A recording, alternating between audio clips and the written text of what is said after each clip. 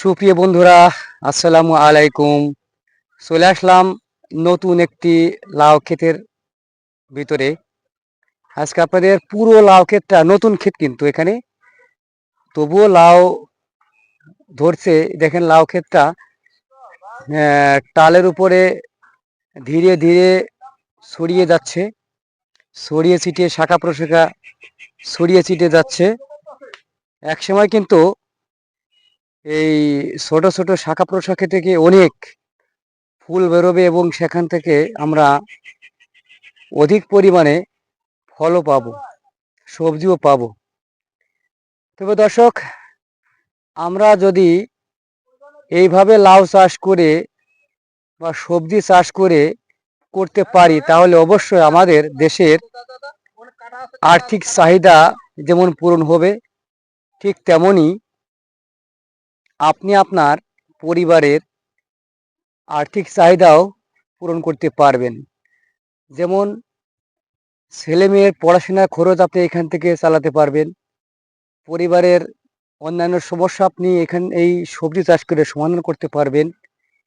আমরা বাড়ির আশেপাশে এবং আঙিনায় বা মাঠে যদি কোনো আপনার জমি থেকে থাকে, তাহলে সেই জমিটা ফেলে না রেখে অবশ্যই এভাবে কোনো না কোনো সবজি চাষ করে সেখানে অধিক পরিমাণে ফলন আপনারা পেতে পারবেন। আর সবজি চাষ বর্তমান বাংলাদেশে খুব গুরুত্বপূর্ণ একটা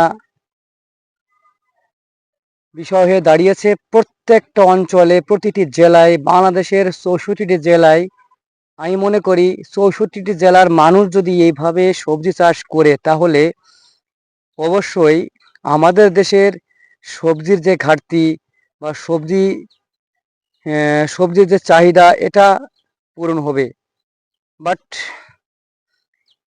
বাজারে কিন্তু এরকম দাম থাকবে না। সাধারণ মানুষ, এই যে একটা লাউয়ের দাম বর্তমান বাজারে 80 থেকে 90 টাকা দাম। কিছু মানুষ আছে এখানে কিন্তু লাউ কিনে খাওয়ার মতো সামর্থ্য নেই, তবুও শুধু ওই বাজারে গিয়ে দেখে চলে আসে।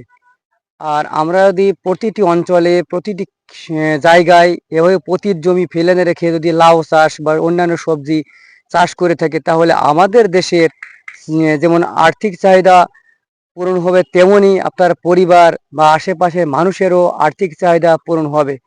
এভাবেই আমরা চাষ করে যাব। আর আমি প্রত্যেকটা কৃষক ভাইদেরকে আহ্বান করব, আপনারা কখনোই এই সবজি চাষ থেকে বেরিয়ে আসবেন না। আপনারা চেষ্টা করবেন বারবার, প্রতিটি যে সময় যখন যে সবজিটা আসবে তখন সেই সময় সবজি চাষ করার প্রস্তুতি নেবেন।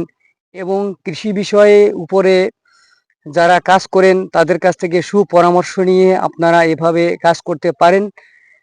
কাজ করলে কিন্তু অধিক পরিমাণে সেই সবজি থেকে ফলন পেতে পারবেন। এই যে সামনে শীতকাল আসতেছে, শীতকালীন কিন্তু অনেক সবজি পাওয়া যাবে, যেমন ফুলকপি, বাঁধাকপি, টমেটো, তারপর মূলা, এই ধরনের সবজি কিন্তু আমরা পেতে পারি।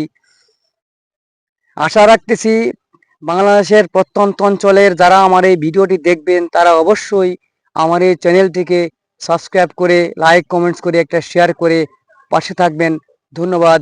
আসসালামু আলাইকুম। আল্লাহ হাফেজ। আবার দেখা হবে অন্য কোথাও।